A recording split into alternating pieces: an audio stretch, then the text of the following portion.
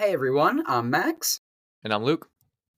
and welcome back to the Upside Down Thoughts podcast. So this week we had the Shriners Children's 500 at Phoenix Raceway with the NASCAR Cup Series, and we will jump right into it, starting with qualifying. Yep. And back here with the first Phoenix race. So let's get right into qualifying. You said only really main thing I have for qualifying. Obviously, we had Byron on the pole. Logano was outside. We had a great mix of Fords and Chevys in the top 10. Not too many Toyotas, which is a bit interesting. But that's mainly all I have to say for qualifying. It's pretty standard here at Phoenix. Yeah, yet again, a lot of people are probably getting sick of this William Byron guy. He wins at Daytona to start the year. Then you get Bell going back and forth at Atlanta and Coda, and then you get to Phoenix and Byron's right back on the pole, and you're like, you got to be kidding me! It's these two guys running the whole season. But then finally, you said Logano. Hocevar is back again, 2 weeks in a row. I believe that is right, or is that even 3 weeks in a row with him I, up I there? think it's three. Yeah, because you're right. It was with Atlanta and all. But yeah, it's awesome to see him back there. Josh Berry, Eric Jones, two kind of dark horses in the top five. You got Chase Elliott. And then how about the Spire cars in the top 10? Right. Yeah, I was just going to swing into that. It's back to back to back weeks with these Spire cars consistently qualifying well and racing well. So great stuff from them. Obviously, young driver and host of our, um, kind of carrying the team a little bit. So it's good to see that. And then Haley and McDowell qualifying and racing decently well as the season has started. One little thing I want to add in the qualifying mix, we did have a part time and first time driver in the Cup Series. Catherine Legg, I think I'm pronouncing that right. So we'll get into her race story a little bit later, but good stuff to see that. Yeah, I believe it's the first woman in the Cup Series, I believe, since Danica Patrick. So that's awesome to see. It's kind of been an all male sport for probably about I believe we're going on more than 5 years now, so it's great to see a woman back in the sport. Of course, you have them in the lower series, but to see one at the highest level of NASCAR competing, even though she ends up not having the greatest debut, but it's really awesome to see them competing at that level, to have that opportunity to try to go out there and prove themselves. But something I wanted to elaborate on back talking about Spire, I see Hocevar is if Hocevar doesn't have that race at Atlanta 2 weeks ago, I think the Spire's a very different team. I think that was that run by Hocevar, even though he made media and caused a lot of havoc and everything. I think that was a big presence race for Team Spire. If he doesn't have that run, I don't know if their team is exactly where they would be now, like to the point where you're seeing Justin Haley, which was LaJoie's car of previous, that car qualifying in the top 10, along with McDowell as well. I mean, he's a better driver at Phoenix and these tracks, but I just find it really crazy to see these cars qualifying in the top 10. Yeah, that's a really good point. It was kind of a blessing in disguise at Atlanta. We had that, uh, you know, hard talks with some of those drivers that were upset with him, but it showed him, really what the Cup Series is about, and he got that taste of what it's like to really be up there in the top five and have a chance to win. So, be on the lookout Yeah, for Spire to everyone be a lot sees better. everyone sees that, and that just making their presence more well known. I think that was the huge thing where I think it was almost for Haley and McDowell that they were like, oh crap, he's ready to go. He walks in here this year and he's like, I'm not happy with how last year went. He's like, we're gonna come in here this year and we're gonna win a race. You know, Right. he's like he has this great confidence that I think Spire has kind of been looking for. They really haven't had that leadership role or that person to take charge, but I think you're going to see a lot more Inspire this year with you got Michael McDowell, that veteran presence. Haley's still kind of younger, but he's got more of that super speedway knowledge, and Hocevar kind of throws your mix in from everything. He was in the trucks for a long time. He kind of skipped through Xfinity, took a few Xfinity runs here and there, but he has that experience with the trucks, which are a little bit on the tighter side, so he can work with setups a little more. I think there's a long way that goes with those three drivers that can look at the team and the sport and the tracks in different ways. Yeah, and good point for him in the trucks. Guess who he had experience in the trucks with? Ross Chastain was kind of a mentor for him in the truck series. So Spire is definitely moving on to that team that is going to make their presence known. So I'm excited to see what happens. Yeah, definitely. But moving back into qualifying, we'll get back on track here. You got a few Fords outside the top 10 with Blaney, Busher, Cindric. Then outside of that, a bunch of Chevys, Toyotas, and then all the way in the back, you got Cody Ware, John Hunter Nemechek, and Catherine Legg all the way in the back for Live Fast Motorsports. So now, getting into the race, I'll let you take the front running on this.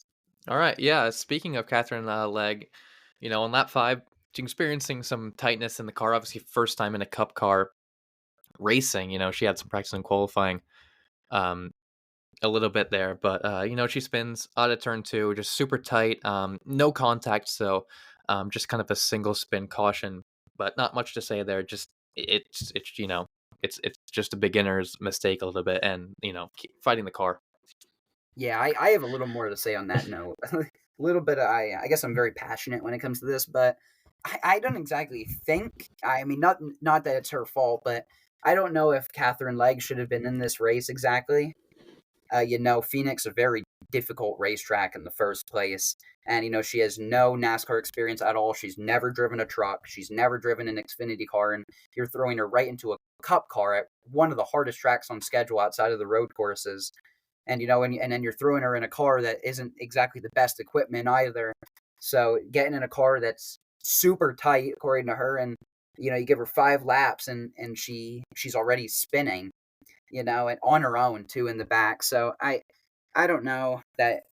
I guess that's my opinion on throwing someone into a car, and it's not just her. It goes for anyone that wants to make a Cup run, but I don't think they should just be able to jump right in a Cup car, especially at these tracks. Mm-hmm. Maybe that opinion changes if you're at a Daytona or Talladega. But I kind of like to hear your opinion on this a little bit. Yeah, I was gonna wait a little bit later, but it's a good thing that you brought this up now in case we forget.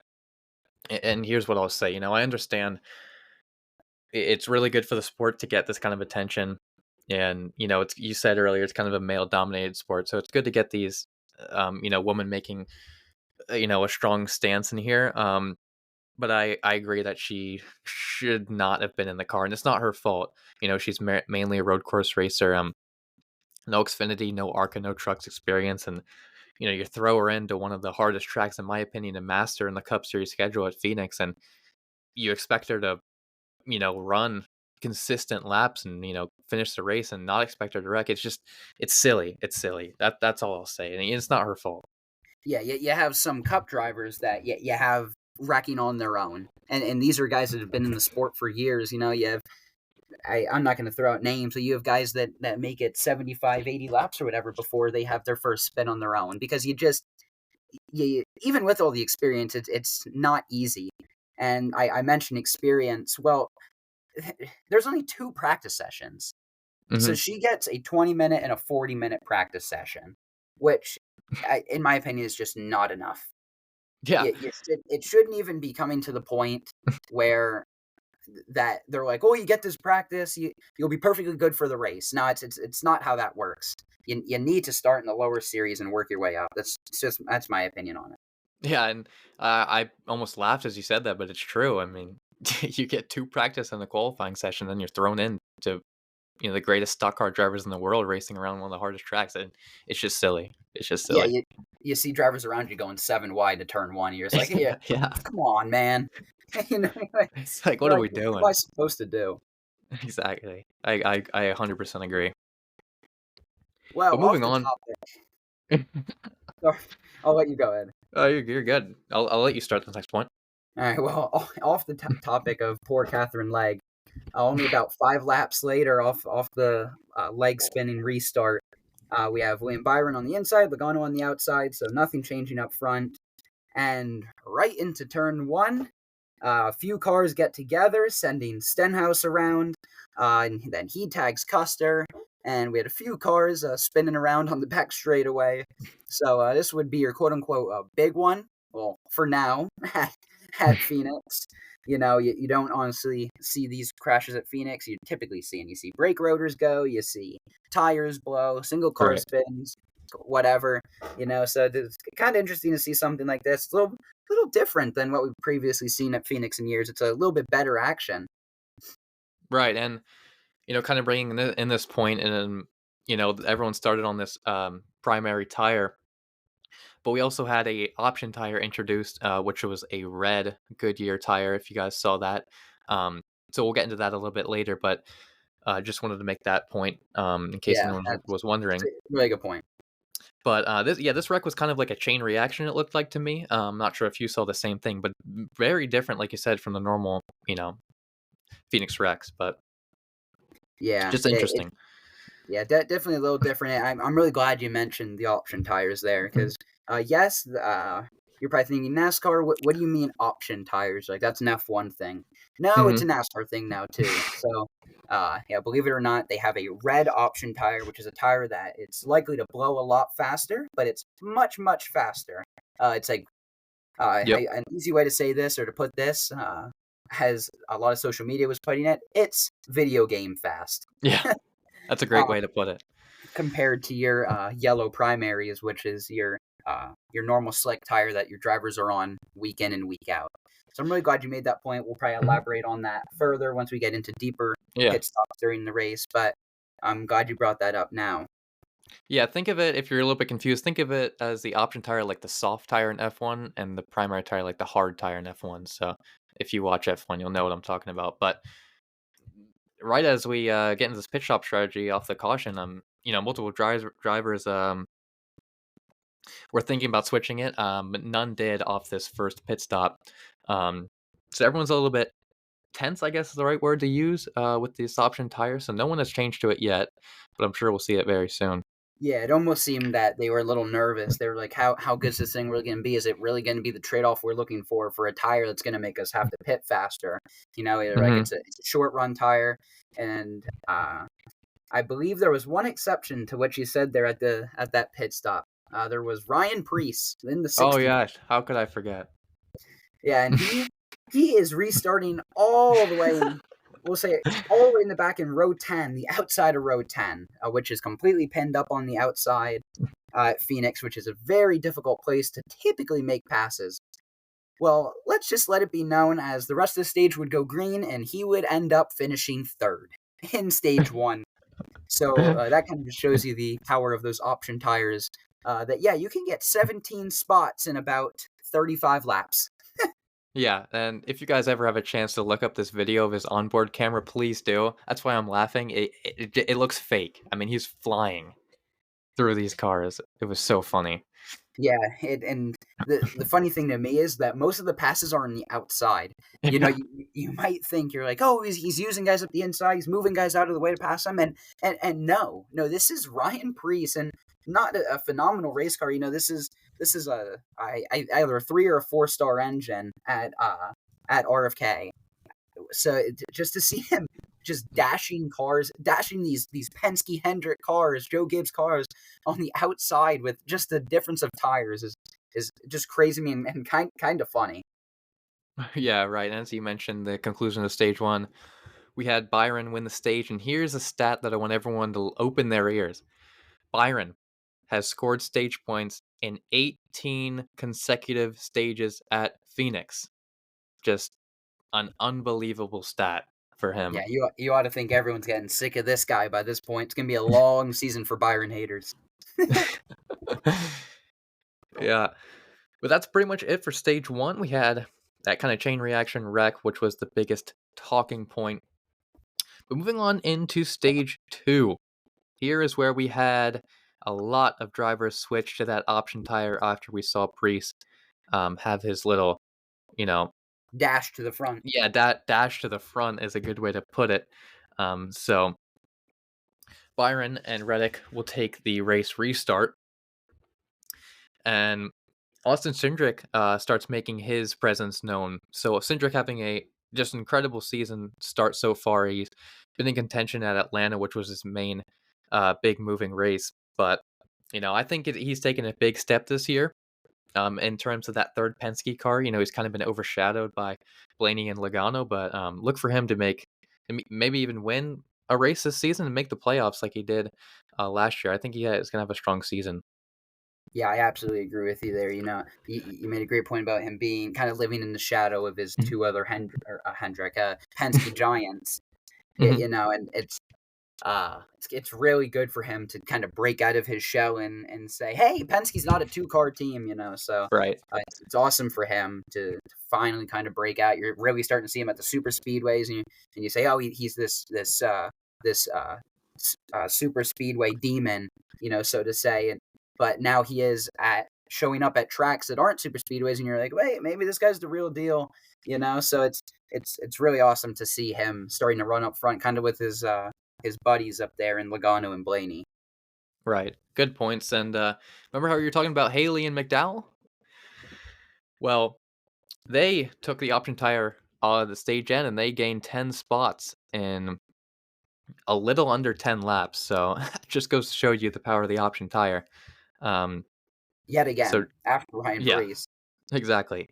Um, but obviously Austin Cindric and Christopher Bell. Yet again, we say Bell's name for feels like um, all 4 weeks we Thousands said his of times. name. Yeah, I mean, um, so yeah, we'll get into Bell a little bit later, but just know that he's always there. Um, here we have our kind of first little incident in stage two, lap 92.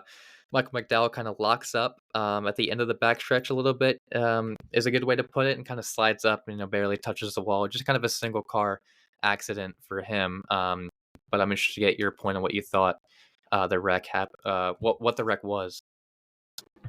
Yeah, I actually didn't get a chance to see this wreck or any video of this wreck, but based on the information that I'm getting, is just that he looked like he got out of the groove, possibly up into Yeah. the marbles, and you kind of lose control of your car up there.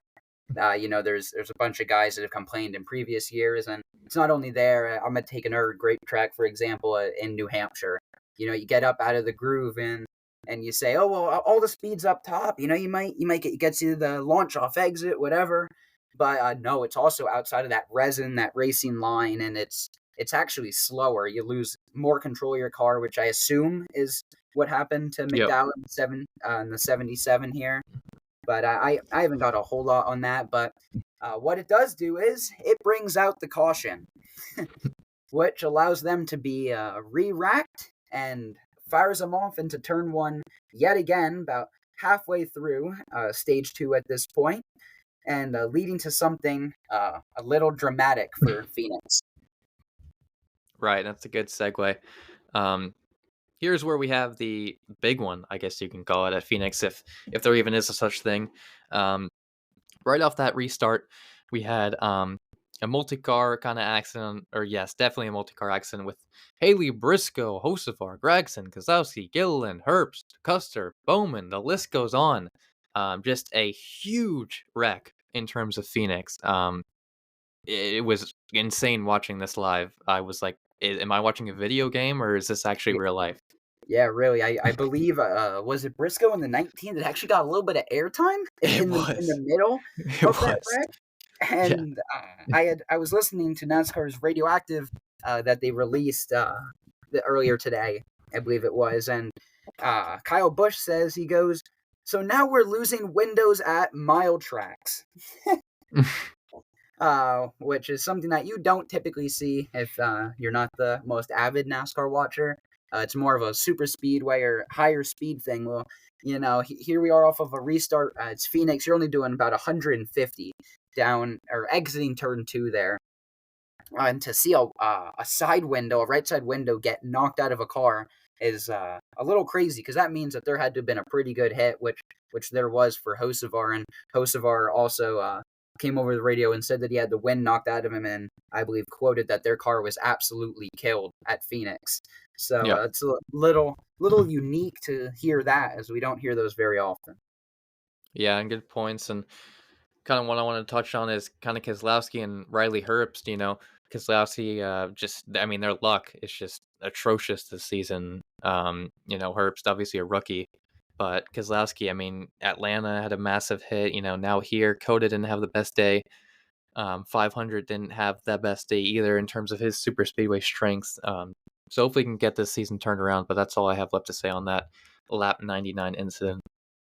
Yeah, I believe looking at points, Keselowski is outside the top 30. I'm not sure about Herbst, but last time I checked, which being yesterday, Keselowski was outside the top 30. But there's some other cars that are keeping their seasons going, which are a few of the cars that managed to navigate their ways through this crash. I'm just going to poke out two cars. I've got John Hunter Nemechek, who managed to get through this, who is actually a playoff car. I say actually because it would be the first Legacy Motorsports car that we have seen in the playoffs since Eric Jones's win back at Darlington years ago when they still went by Petty GMS. Right. That's a good point, and some really strong advancements, I guess you can say, in Legacy over the offseason. They were kind of a team that I almost laughed at a little bit, and it's hard to hear that, as Jimmy Johnson, in my opinion, the greatest of all time in the Cup Series. But now they're making, just like Spire, they're making their stance in the Cup Series, so it's good to see. Yeah, and I think in a very similar way too. Hocevar gets off to the big kind of promo race for him in Atlanta. And how about he can't forget Jimmy Johnson? We mentioned this in our first podcast ever, but he was third in the Daytona 500. So is this a thing that his young guys on his team? Well, Eric Jones not super young, but Nemechek on the younger side, they see this and they go, our boss just beat us in his first race and since last year's Daytona 500. So that's got to be a thing that almost creates a little bit of a inter-team competition where Jones and Nemechek say, well, maybe it's time to go. We got to pick up the pace and we got to start to put up finishes, or maybe we'll be out of here in the coming years. Right, and same thing with Spire. I think they're finally gaining that confidence where it's like, we're not a team to be laughed at, and they're just being exposed to these high pressure situations and being able to run up front for the first time. So I'm interested to see where their season goes as well. Yeah, it's a very bright tunnel, or ending to a tunnel for both those teams. So it's going to be interesting to see where they go from there. But following the crash and the people that made it through, it brings us to yet another restart where you have a Logano Byron front row, or I'm sorry, a Bell Byron front row, where Bell will take off, surpass Byron. Yet Logano on the red options will pull up behind Byron and make easy work of him, leading Bell and Logano to run 1 and 2 for the green flag, we'll say, cycle. Right. Yeah, and this is where we kind of see our mainly longest green flag runs so far. And you made a good point, Logano on that option tire. Almost forgot about that, but he started the restart 19th and made his way into the top 5 super quickly. So as we state that point again with the option tire, it looks like a win-win, but as we kind of see Michael McDowell wreck with it, it can also be a lose-lose. So we'll see how this option tire unfolds near the end of the race, but Bell and Logano was the main story so far for this green flag run. Yeah, and you mentioned with McDowell, the tire is fading on him. Well, Logano's faded as in the way that they are not a long run tire. He actually passes Bell for the lead, and then Bell says, "You know what? With my longer run tires, I'm just gonna pass you right back because my tires last and yours don't." So Bell will go on to win stage 2, allowing us to re-rack yet again for stage 3. And Logano will lead from the inside and Bell from the outside. Right. As we start this stage 3, most cars obviously are going to switch to this option tire as the start of the stage. And like you said, the short run tire, that's a good way to look at it too. But Logano, Bell, Reddick, obviously in the top 3, no surprises. But as we see, and this is where I was going to bring up the point on Catherine Legge, but this was tough to see, to watch as she spins out of turn 2 and kind of spins up, and Suarez really had nowhere to go and ends his day. But I'll let you comment a little bit on this. But it's nothing she did wrong, but I'm just not really that surprised. Yeah, we both, I think, made our points on this earlier, but Suarez mentioned in a post-race interview, or I believe there's actually a leaked footage. I don't know if it was actually an interview, but he goes, I was expecting her to spin down the racetrack, and she stayed up in the racing groove, and he said, he goes, that's just a lack of her non NASCAR skill. I think there. You go, maybe those IMSA cars handle differently because her previously coming over from IMSA, so it's a tough ending to Suarez's day, and Suarez is kind of a little frustrated with NASCAR after a day ending like that. Right. And as we kind of move forward in the race, we kind of see some Cody Ware has struggled all day, and just a quick little point, he had some mechanical problems and he was smoking on pit road, which Fox didn't really cover too well, which is kind of something I noticed. I saw like smoke on pit road and I was like, what is happening? But Yeah, later found out it was just Cody Ware, experiencing some engine problems. yeah, just a tough ending to his day, and I believe there was also radio communication there that he actually didn't know what was wrong with his car. He said that he stopped just hitting the gas on pit road, and the tire came off and had nowhere to go, and basically just had to bring out a caution. Yep. Yeah. It's pretty much what happened. And as we move into the restart, I mean, it feels like we're saying the same names every single week here, but Bell, Reddick, Larson, Byron, Logano, all restarting here in the top 5. But here's we had another little green flag stint with some guys on the option tires, some kind of half and half. But here's where this is going to get hard for me to talk about, and I was not happy on Sunday watching this, but Ryan Blaney had a loss of engine power and kind of electrical problems, and then kaboom! He had a mechanical failure in the engine, and it ended his day.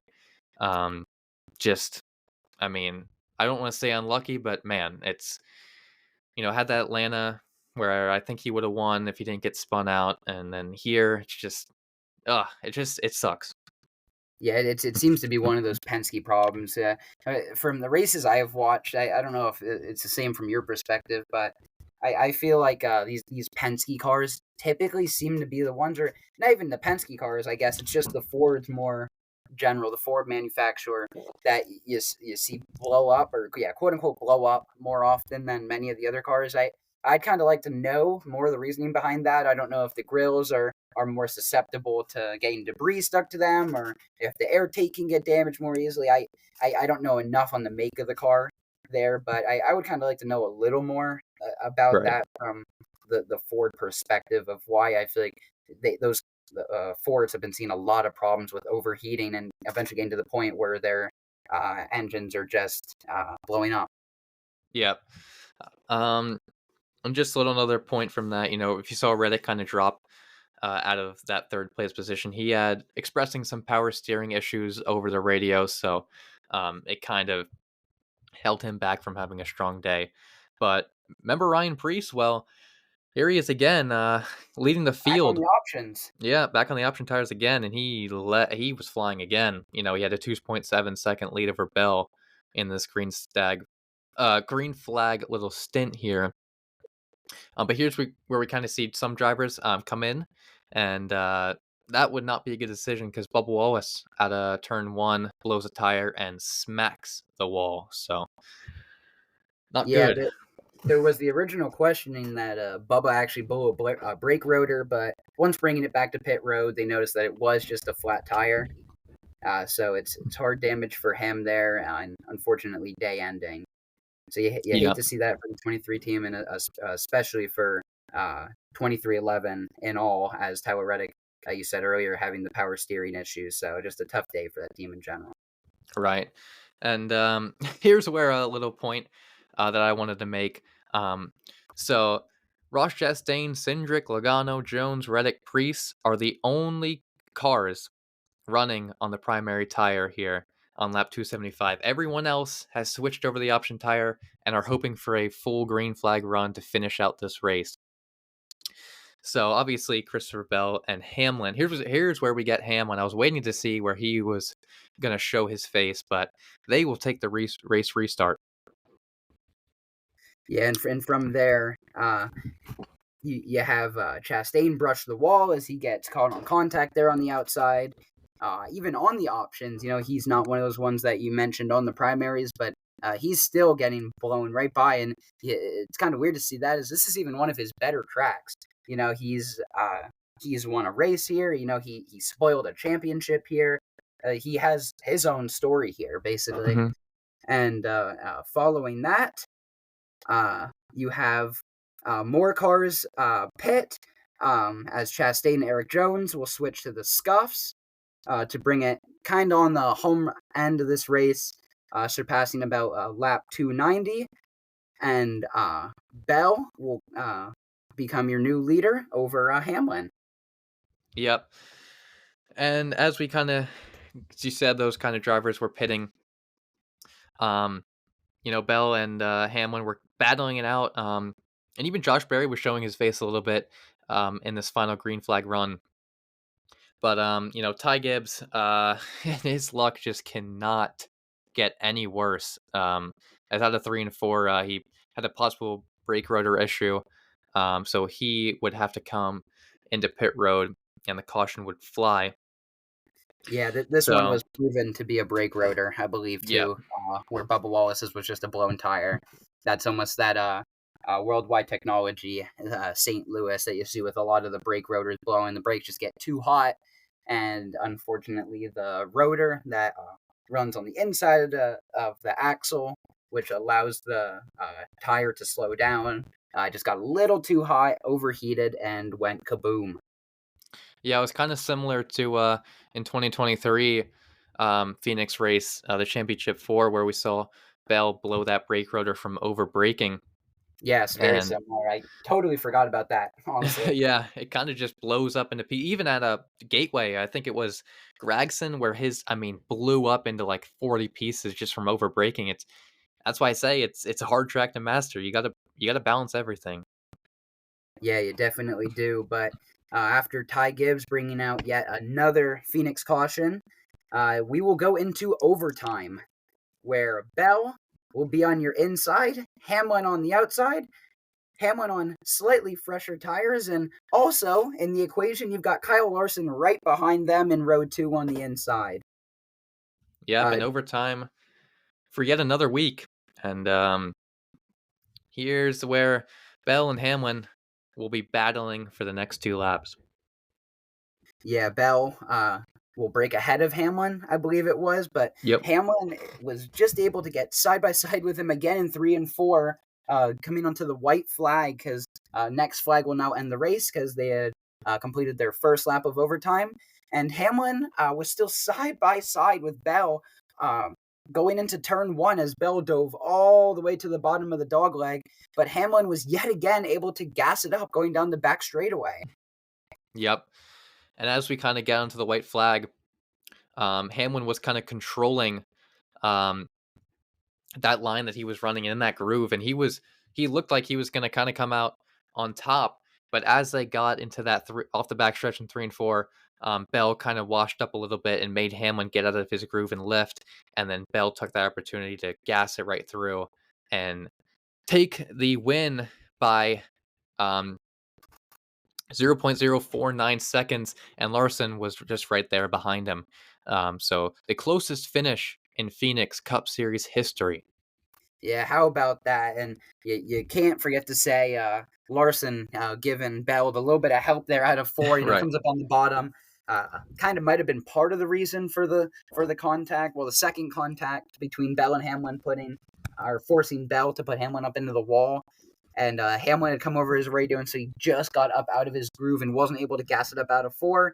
So yeah, what a great overtime conclusion to Phoenix as Bell just edged Hamlin by that about 0.05 it was. Yep. And I guess I'll continue this segment from last week, but I just want to make some notes on some drivers that had some super good days. Barry in 4th, Zane Smith in 9th, and Austin Dillon, and excuse me, John Hunter Nemechek rounding out that top 15. So great days from them overall. Yeah, I'll take over from there. Ryan Preece on his option tires, they'll bring him home 15th. You can't be mad about that. The other man on the option tire that was on that split strategy with Preece is Ty Dillon, finishes right behind him. And you continue to see more solid days out of Todd Gilliland, Eric Jones, yeah, Ricky Stenhouse Jr., AJ Allmendinger round out top 22. But then all your cars that were in incidents from 23rd back, you have Suarez, who collided with Legay. You have Ware, had his pit road problems. Ty Gibbs blows a brake rotor. And then all the following names had been crashed out at Phoenix, which is just crazy to say, with Herbst, Hocevar, Briscoe, Haley, Keselowski, Custer, Van Gisbergen, Legay, Wallace, Blaney, McDowell, and Gragson. Yeah, and one final point. I mean, if you finished this race on the lead lap, consider it a good day. Only 20 cars finishing on the lead lap in Phoenix. So, my opinion, a solid, 8.5 out of 10 Phoenix race. So obviously Bell back to back to back puts him in an elite club. I'll let you state some final words, but I have one more segment before we end out this episode. Yeah, I'll just wrap here and say and kind of reiterate exactly what you said, but it's awesome for Chris Bell to get his third in a row, and can he keep it rolling going to Vegas, another one of his best tracks. I'm going to go back to the final radio transmission here. Well, his crew chief says to him, he goes, "That's 3 in a row, C. Bell. You know where we're going next week? One of your favorite tracks." He goes, "You'll never guess it. We're going to Las Vegas." So can Bell make it 4 in a row? Well, here's where that introduces me into this final segment that we're going to keep doing. So this next segment, we are going to basically just make our predictions on who we think is going to win the next race. So the reason we haven't been doing this is because we've been getting these episodes a little bit late. So sorry about that, but we finally found a good time to do these. So obviously next week is Las Vegas. So who was your prediction to win? I can't go with anyone else, but besides the guy here who might as well be evens odds, I'm going to go with Mr. Three-Peat, Chris Bell. I'm going to take him for possibly 4 in a row. Could you imagine he wins this race, carves himself into some piece of NASCAR history that I don't know if we've ever seen before? It's a good point. It's hard to not pick him. But this guy, we talked about him last week. I'm going with the man, Mr. Kyle Busch, to finally break that streak and get that win. I'm rooting for him. I hope it happens. Could you imagine? He's had these great runs with Coda, just so close. Just the equipment ran out. Even Phoenix, he really didn't have a great day, but he was in the mix. Believe it or not, I believe he still came out with a top 10 finish. Yeah, 8th. As I'm double checking that here now, but that's a great pick there. Maybe it'll be a Bell Busch photo finish. Who knows? But that about wraps up the Shriners Children's 500. I want to thank you guys all for listening to this episode 4 of Upside Down Thoughts. And yeah, we will see you guys in the Las Vegas recap. See you guys.